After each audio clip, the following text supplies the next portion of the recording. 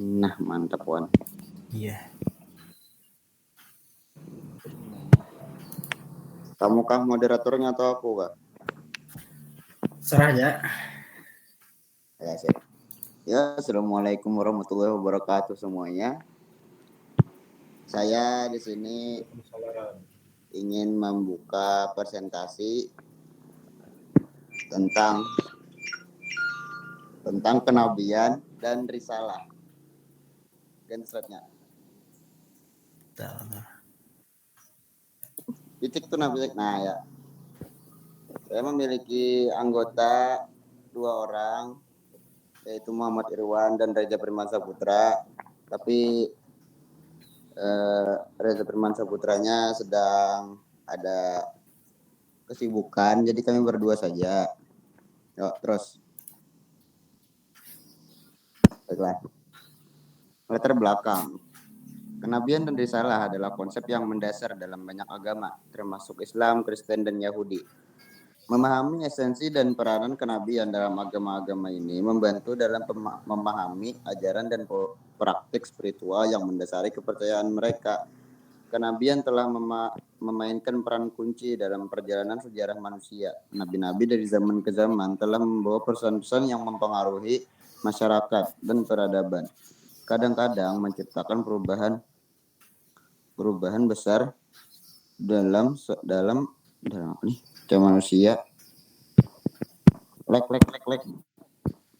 Cara manusia hidup dan berinteraksi.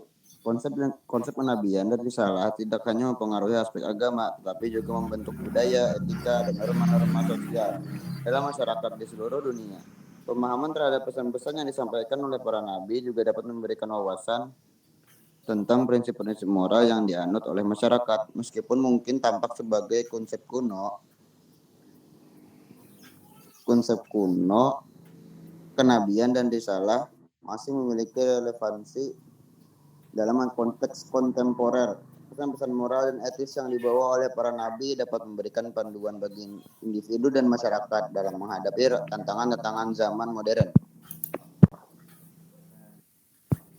Nabi sebagai utusan Allah menyampaikan ajaran tauhid. Salah satu misi utama para nabi adalah untuk menyampaikan ajaran tauhid, yaitu kepercayaan kepada keesaan Allah. Contoh nyata dari hal ini adalah kenabian Nabi Muhammad SAW yang mengajarkan kepada umatnya tentang keesaan Allah dan larangan berbuat syirik. Tauhid merupakan dasar dari ajaran Islam dan menjadi fokus utama dalam dakwah para nabi.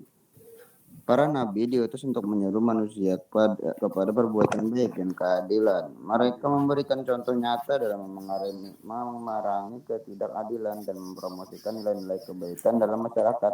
Nabi Isa alaihissalam misalnya mengajarkan kasih sayang, kebaikan, dan perdamaian kepada umatnya. Para nabi juga menegaskan pentingnya keadilan sosial dalam masyarakat, di mana semua orang memiliki hal yang sama dan tidak ada diskriminasi. Mereka menunjukkan bahwa kebaikan dan keadilan merupakan prinsip utama dalam Islam yang harus dijunjung tinggi oleh umat manusia. Menjalankan hukum dan perintah Allah. Para nabi membawa wahyu Allah yang memberisi hukum dan perintahnya untuk ditaati oleh umat manusia. Mereka memberikan petunjuk tentang hukum-hukum Islam dan memberikan penjelasan dalam tentang makna dan tujuan di balik perintah-perintahnya. Wan, silakan Wan. Evolusi pemikiran tentang kenabian dan risalah dalam Islam. Yang pertama, zaman Nabi Muhammad SAW. Langsung yang mereka terima dari beliau, periode Khulafaur Rasyidin. Selama periode ini, fokus utama adalah pada pemahaman dan aplikasi ajaran Islam dalam pembentukan masyarakat dan negara Islam pertama.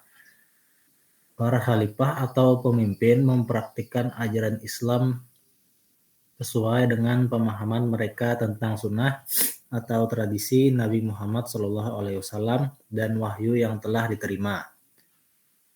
Yang kedua, periode Khulafaur Rasyidin.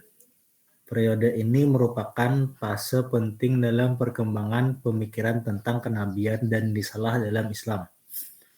Para khalifah pada masa ini memainkan peran kunci dalam memahami dan menerapkan ajaran Islam dalam kehidupan sehari-hari. Mereka mengikuti jejak Nabi Muhammad SAW dan berusaha menjalankan ajarannya dengan sebaik mungkin.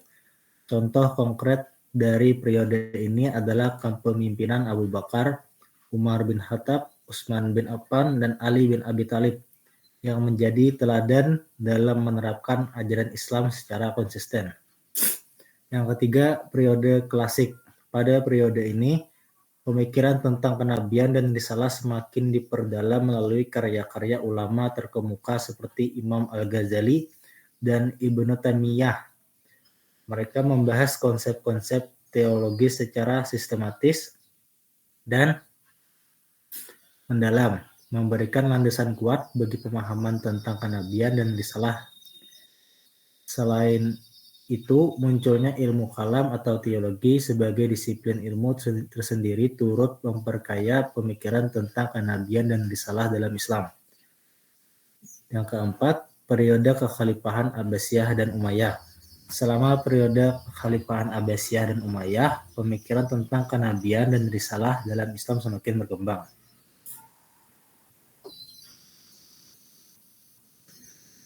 Selanjutnya, Nabi sebagai utusan Allah. Konsep Nabi sebagai utusan Allah adalah salah satu aspek paling fundamental dalam pemahaman Islam tentang kenabian dan risalah. Dalam Islam, para nabi dianggap sebagai perantara antara Allah Subhanahu wa Ta'ala dan umat manusia yang diutus untuk menyampaikan wahyunya dan membimbing manusia ke jalan yang benar. Berikut adalah beberapa poin yang menjelaskan konsep ini lebih lanjut. Yang pertama, perantara antara manusia dan Allah. Para nabi dianggap sebagai perantara yang dipilih oleh Allah untuk menyampaikan pesan-pesannya kepada umat manusia. Mereka merupakan jembatan komunikasi antara ciptaan Allah dan Sang Pencipta. Yang kedua, menyampaikan wahyu. Salah satu tugas utama para nabi adalah menyampaikan wahyu atau revelasi ilahi yang diterima dari Allah kepada umat manusia. Wahyu ini seringkali berupa petunjuk, hukum, dan ajaran moral yang menjadi pedoman bagi kehidupan manusia, pemberi petunjuk dan pembimbing. Para nabi dianggap sebagai pemberi petunjuk dan pembimbing bagi umat manusia. Mereka memberikan pengajaran tentang kebenaran, moralitas, dan jalan hidup yang benar menurut ajaran Allah. Contoh teladan para nabi juga dianggap sebagai teladan yang sempurna dalam kehidupan mereka. Mereka menunjukkan bagaimana menjalani kehidupan yang sesuai dengan ajaran Allah dalam segala aspek, baik dalam ibadah, akhlak, maupun hubungan sosial. Pelindung umat. Para nabi dianggap sebagai pelindung dan pembela umat manusia di hadapan Allah. Mereka memohonkan ampunan dan rahmat Allah bagi umat mereka, serta memperjuangkan kepentingan dan kesejahteraan umat mereka selama kehidupan mereka di dunia. Yang terakhir, kesimpulan. Kenabian adalah keyakinan dalam ajaran agama bahwa seorang nabi adalah utusan atau perantara dari Tuhan yang membawa pesan-pesan ilahi kepada umat manusia. Risalah merujuk pada pesan atau ajaran yang dibawa oleh seorang nabi tersebut kepada umatnya. Dengan demikian, kenabian dan risalah saling terkait dalam konteks agama sebagai wahyu ilahi yang diterima dan disampaikan oleh nabi kepada umat manusia. Sekian dari kami, terima kasih. Ya, untuk presentasi cukup sampai di sini, maka yang mau bertanya silahkan angkat tangannya.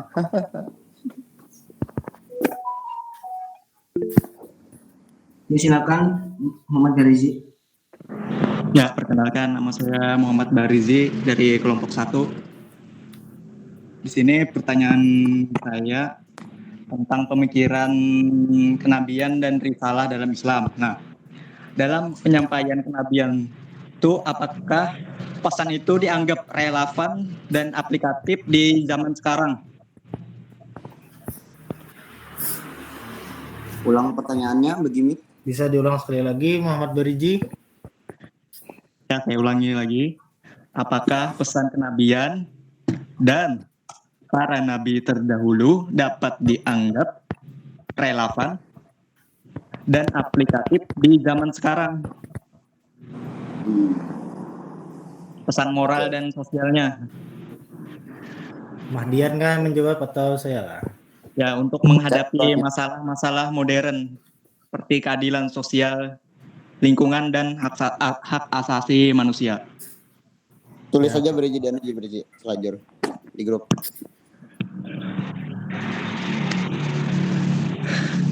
Kita tampung dulu Kak jawabannya lah ya. Oh ya, silakan tampung dulu. Ya, selanjutnya pertanyaan selanjutnya siapa lagi yang mau bertanya?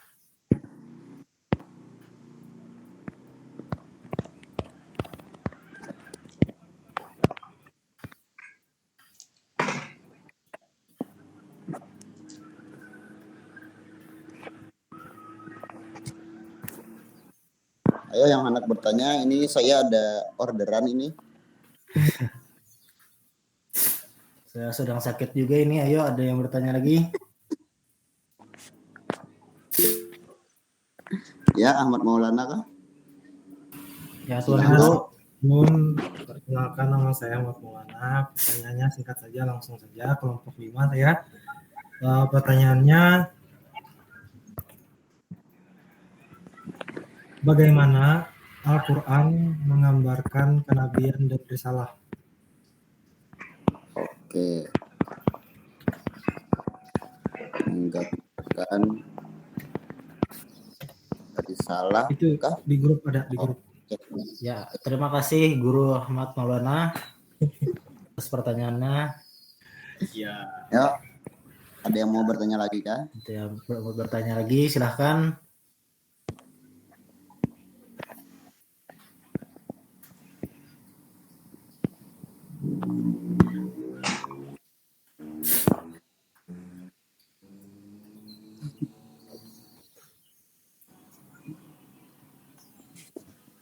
Bagaimana? Apakah ada lagi yang mau bertanya?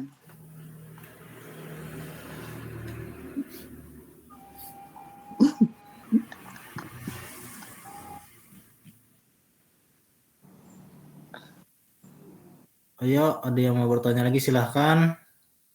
Kiranya satu orang lagi. Ayo. Ini masih 2 orang nih. Masih 2 orang yang bertanya, Pak. Kiranya satu orang lagi untuk Kiranya pertanyaan. satu orang lagi cukup ini.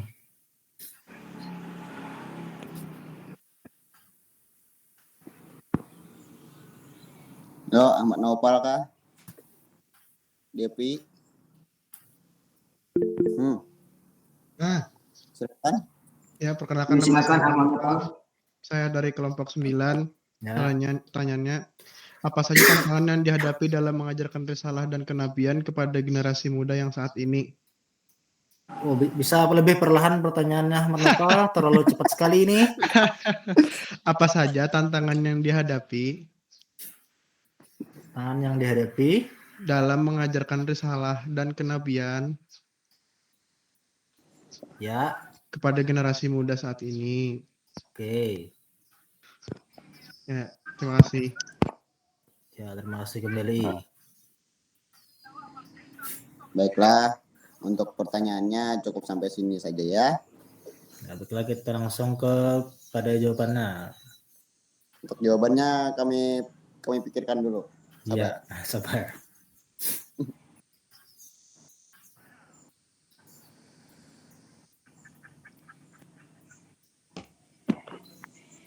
Baiklah, untuk yang pertama kiranya saya akan menjawab pertanyaan dari Muhammad Beriji tadi mengenai apakah pesan kenabian dan para nabi terdahulu dapat dianggap relevan di zaman sekarang.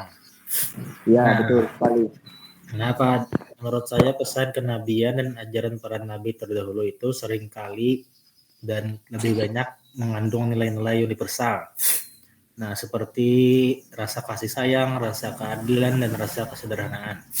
Meskipun konteksnya berbeda, nah prinsip-prinsip tersebut tuh tetap relevan dan dapat diterapkan dalam kehidupan modern atau kehidupan yang akan datang lagi gitu. Nah, Karena kenapa sangat relevan? Karena hal tersebut sudah tercantum di dalam beberapa prinsip-prinsip atau beberapa kitab yang dicantumkan oleh nabi-nabi sebelumnya dan disempurnakan oleh Nabi Muhammad atau nabi yang terakhir gitu. Nah, di situ terdapat atau mengandung poin yang menciptakan kedamaian, harmoni, dan kesejahteraan untuk seluruh umat manusia, tidak hanya untuk umat Islam.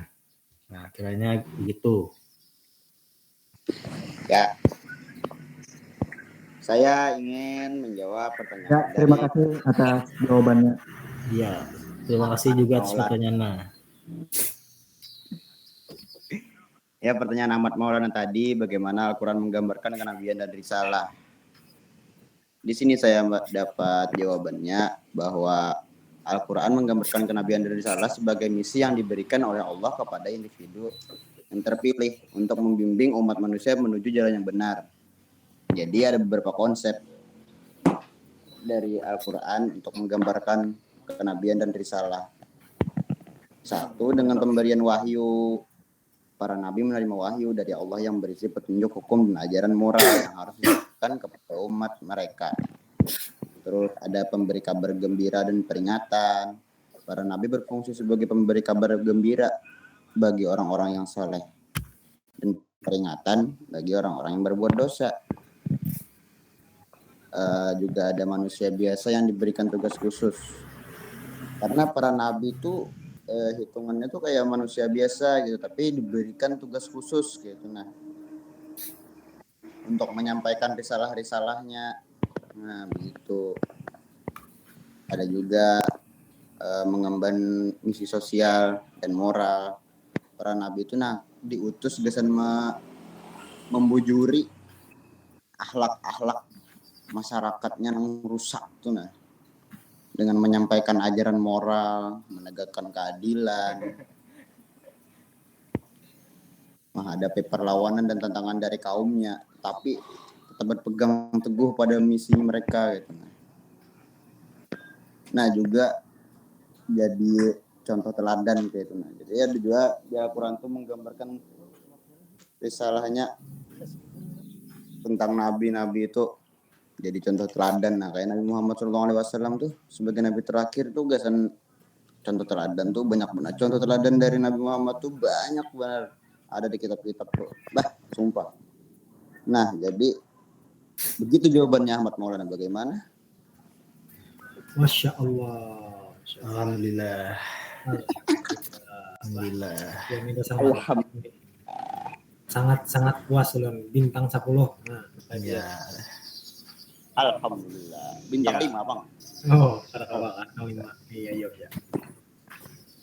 Oke. Nah, pertanyaan terakhir, ada Openg nggak menjawab nih?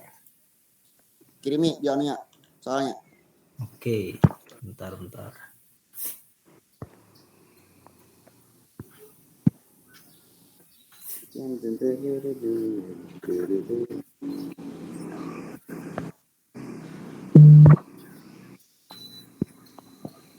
Panjang juga ya soalnya.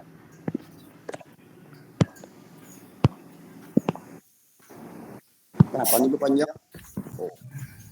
Nah, untuk pertanyaan Ahmad Noval, di sini saya akan menjawabnya. Katanya, apa saja tantangan yang dihadapi dalam mengajarkan risalah kenabian kepada generasi muda sekarang ini? Ya, untuk generasi muda saat ini banyak tantangannya, seperti kesibukan dan distraction tuh. Generasi muda tuh rancak sibuk lawan aktivitasnya, lawan kerjaannya, lawan apapun yang lakukannya gitu. Sampai ini tuh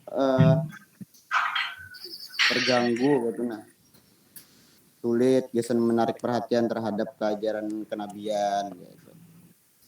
Terus ada juga dari kurangnya pemahaman tentang nilai-nilai spiritual karena banyak generasi muda yang terbiasa memiliki pemahaman yang cukup tentang nilai-nilai spiritual dan agama.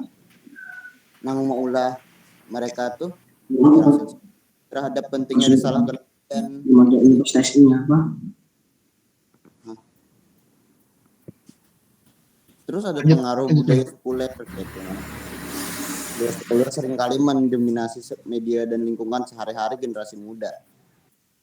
Ini bisa mengolah mereka tuh cenderung skeptis. Skeptis tuh kayak apa tuh namanya lah? Kurang tertarik gitu lawan ajaran agama. Terus ada kurangnya pendidikan agama. Pendidikan agama tuh ada rajin tuh kayak di SD, di MI kan, tapi kayak kurang kayak itu nah. Gak tahu banyak gitu, kada mendalam gitu. Sekira tahu benar tentang agama tuh gara-gara itu juga itu. Terus ada juga tentang komunikasi itu. Nah, gaya hidup dan nilai-nilai generasi muda tuh mungkin berbeda dengan nilai yang dianut dalam risalah kenabian, sehingga menimbulkan tantangan dalam mengkomunikasikannya dengan cara yang relevan dan mudah dimengerti. Nah, jadi begitu saja Ahmad Naufal ya. Bagaimana Ahmad Naufal? Oke, mantap. Oke. Apakah puas dengan jawaban-jawabannya? Puas, Bang. Ya, alhamdulillah. Ya, kiranya setelah beberapa pertanyaan telah kami jawab, kami tutup sesi tanya jawab inilah. Baiklah, kita akhiri saja. Terima kasih atas segala perhatiannya. Mohon maaf atas segala kekurangannya. Wabillahi taufiq wal hidayah. Assalamualaikum warahmatullahi wabarakatuh. Waalaikumsalam Waalaikumsalam.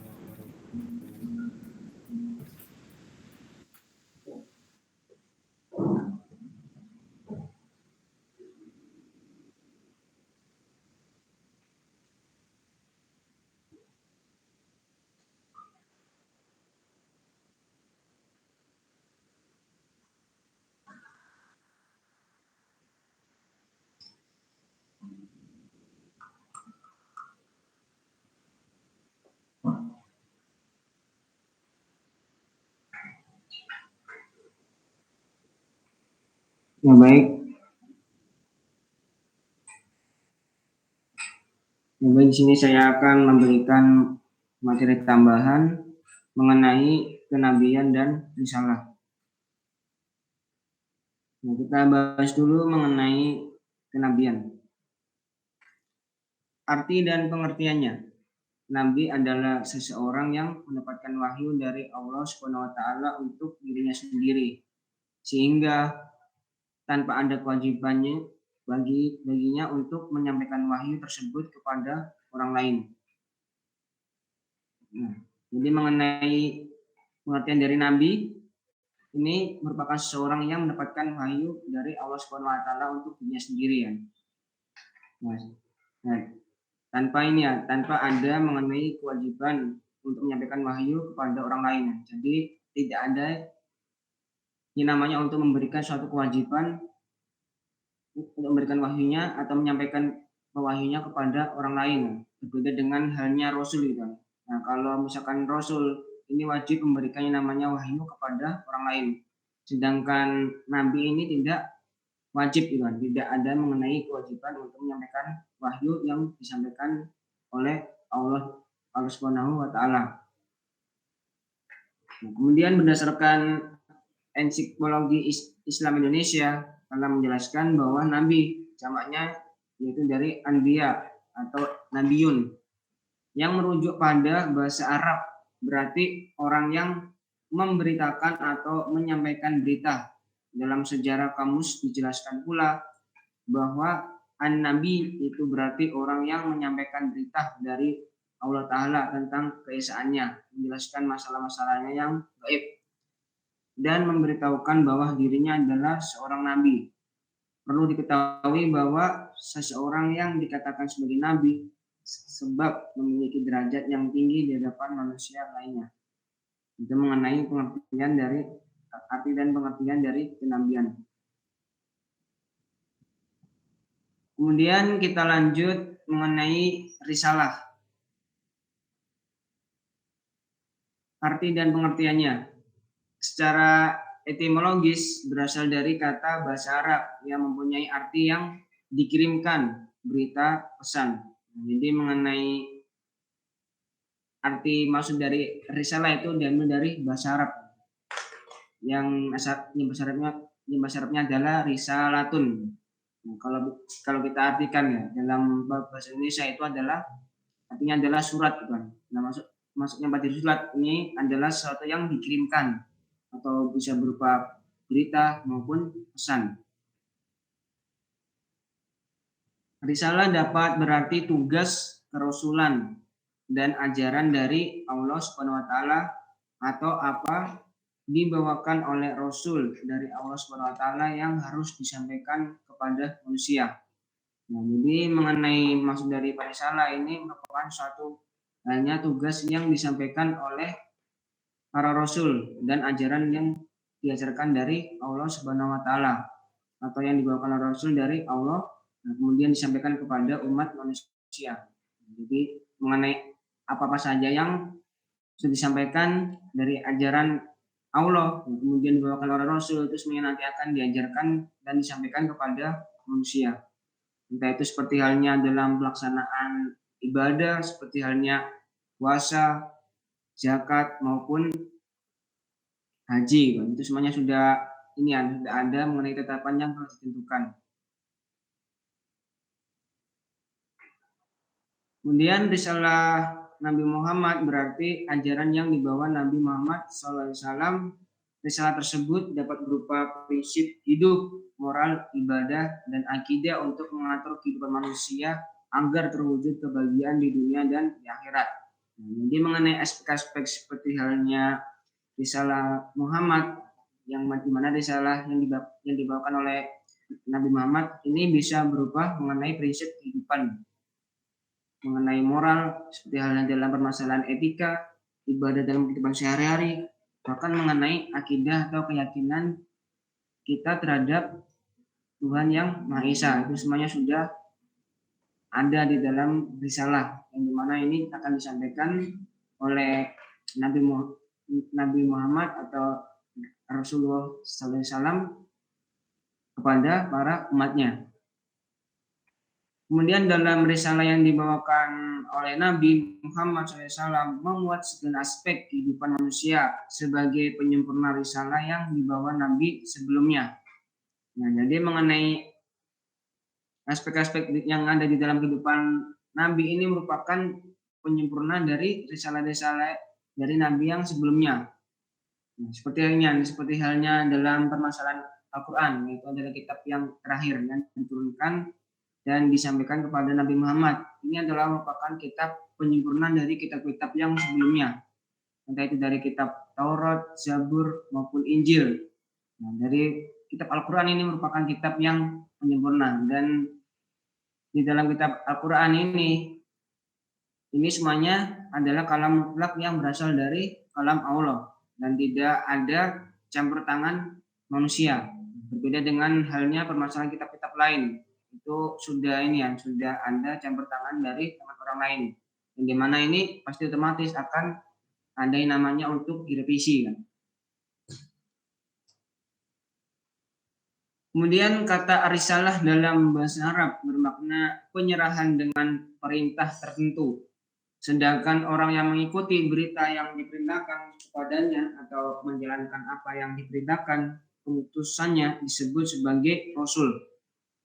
Nah, jadi mengenai kata risalah yaitu bermakna sebagai penyerahan dengan perintah tertentu. Jadi ada maksud tentang perintah gitu.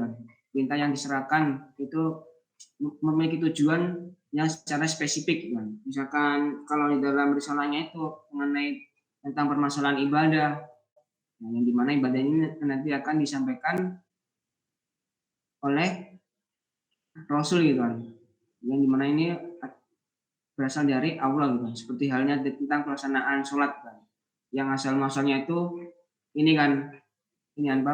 rakaatnya itu tidak lebih dari dengan ketetapannya sekarang kan. Nah, sebetulnya itu baik banget kan mengenai rakaat itu kan, mengenai kewajiban sholat.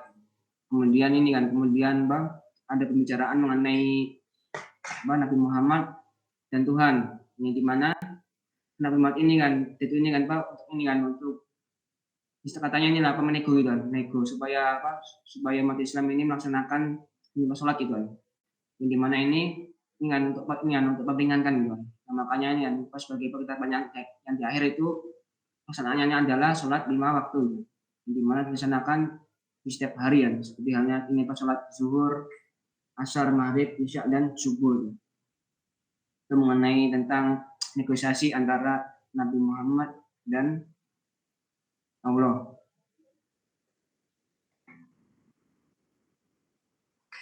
Kemudian sehingga seorang rasul lebih populer dengan ucapan sang pembawa risalah. Ya, maka dari itu yang mengenai ini seorang rasul ini sangat populer gitu kan. Karena dengan ucapan yang membawa risalah gitu kan. Makanya mengenai rasul-rasul ini kan itu ini kan diambil dari istilah risalah kan. Makanya disebut dengan rasul yang membawa tentang suatu utusan gitu kan, atau perintah yang diajarkan dari Allah kepada Rasul atau utusannya. Kalau kita melihat ke dalam Al-Quran dari segi makna pemilihan risalah, Allah berfirman kepada Musa alaihissalam, seraya memberitahukan kepadanya bahwa Allah telah memilihnya dari sekian banyak hambanya untuk mengemban risalah dan menyampaikan kepada kaumnya. Jadi mengenai aspek-aspek yang ada di dalam risalah ini semuanya mencakup tentang hal-hal yang sudah ditentukan dan diatur, di mana Allah memiliki ketetapan di dalam pelaksanaan yang harus dilakukan oleh umat manusia. Kemudian Allah memilih utusan yang menyampaikan risalah kepada umat-umatnya. Allah berfirman dalam surah Al-A'raf ayat 144 yang dalam firman-Nya disebutkan, qala ya Musa inni tatofaituka 'alan nasi birisalati wa bikalami fakut ma'ataituka wa kun minasyakirin. Kemudian kita akan membahas mengenai Nabi dan Rasul. Secara umum pengertian Nabi adalah seseorang laki-laki yang mendapatkan wahyu dari Allah untuk dirinya sendiri dan tidak wajib untuk menyebarkan wahyu tersebut kepada umatnya. Nah, sedangkan pengertian Rasul adalah seorang laki-laki yang mendapatkan wahyu dari Allah untuk dirinya sendiri dan wajib menyebarkan ajarannya yang terdapat dalam wahyu tersebut kepada umatnya. Jadi ini mengenai pengertian dari Nabi dan Rasul.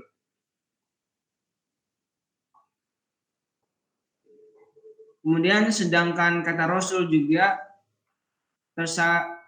terambil atau terakar dari kata-kata sama, yaitu ra simlam. Kata yang berakar ra simlam terdapat 513 kali di dalam Al-Quran dengan berbagai bentuk. 442 kali lainnya berkaitan dengan kerasulan pernyataan pokok-pokok dari sejumlah ayat tersebut. Misalnya dalam surah Yunus ayat 47 dan surah An-Nisa ayat 164. Nah, kemudian mengenai persamaan sifat Nabi dan Rasul. Ya, yang pertama yaitu ada sidik, yang artinya benar. Artinya segala apa yang diucapkan dan dilakukan oleh para nabi dan rasul adalah hal yang benar. Jadi mengenai segala sesuatu tentang ucapan, perbuatan, maupun tindakan yang disampaikan oleh para rasul dan nabi itu merupakan hal yang cukup benar gitu. Dan tidak ada mengenai kesalahan dalam melakukan namanya suatu tindakan kan. Mengenai segala tentang perkataan maupun perbuatan yang telah dilakukan itu semuanya itu harus dilakukan dan harus dicontoh oleh umat manusia kan. Karena merupakan suri tauladan kan. Makanya kita harus meniru segala sesuatu tentang apa-apa yang dilakukan oleh nabi dan rasul kita.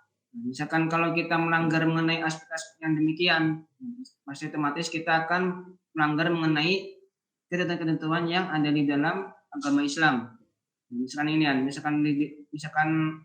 Nabi dan para Rasul kita melarang ya, melarang tentang hal-hal yang berkaitan tentang tindakan yang tidak pantas untuk kita lakukan. Kemudian kita lakukan dan kemudian kita otomatis akan langgar mengenai hal tersebut. Pasti otomatis kita akan menyeleweng gitu kan, tentang menyeleweng dari ajaran-ajaran yang telah diterapkan oleh Nabi dan Rasul kita. Kemudian mengenai amanah, yang artinya dapat dipercaya. Artinya untuk mengemban suatu perintah dakwah, Nabi dan Rasul merupakan orang-orang yang dapat dipercaya. Jadi mengenai amanahnya. Jadi Allah SWT itu memberikan kepercayaan kepada para nabi dan rasul, yaitu untuk mengemban perintah halnya seperti dakwah, kan. Nah, yang dimana dalam pelaksanaan dakwah ini kan, itu pasti merupakan suatu hal yang berat, kan, karena merupakan suatu amanah yang diberikan oleh Tuhan secara langsung yang berasal dari Allah Subhanahu Wa Taala. Yang dimana mengenai dakwah ini harus disampaikan kepada umat manusia, kan. Nah, mengenai amanah ini juga pasti otomatis ini kan harus selalu dilakukan dan dijalankan dengan baik dan benar tanpa ada satu hal yang bertentangan dengan apa yang telah diperintahkan oleh Allah. Mengenai amanah yang maksudnya adalah dapat dipercaya. Kemudian fathona yang artinya cerdas. Artinya Nabi dan Rasul adalah orang yang cerdas, pintar, lagi pandai dalam banyak hal. Pasti Nabi dan Rasul kita ini merupakan seorang yang memiliki kecerdasan di atas rata-rata, kan, seperti halnya dalam manusia biasa, kan. Nah, kalau kita sebagai manusia biasa pasti kita memiliki namanya suatu keterbatasan, kan, dalam berpikir, kan. Entah itu kita berpikir secara logis maupun berpikir secara ilmiah, pasti otomatis kita memiliki namanya suatu batasan. Sedangkan Nabi dan Rasul kita ini memiliki kecerdasan yang tidak terhingga, gitu kan. Nah, jadi ini kan, jadi dia memiliki kecerdasan yang melampaui dari batas pemikiran yang manusia miliki. Nah, makanya itu disebut dengan fatona atau cerdas.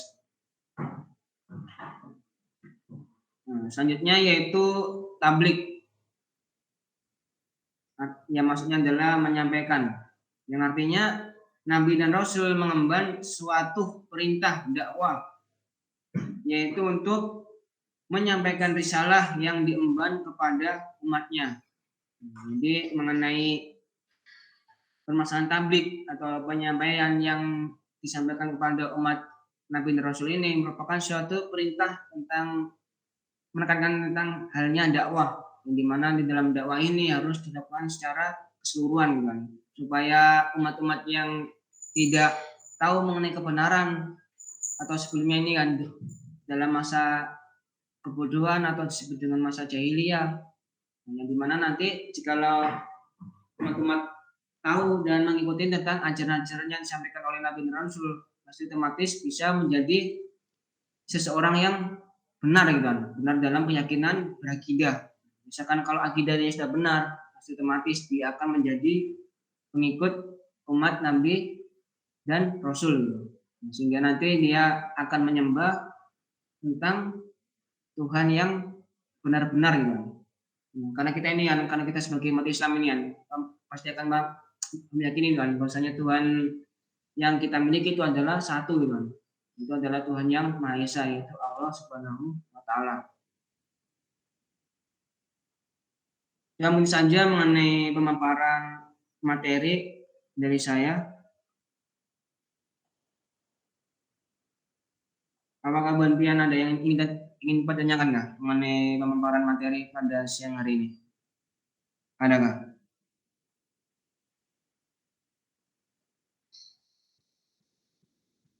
Dari teman-teman sekalian, apakah ada yang ingin ditanyakan?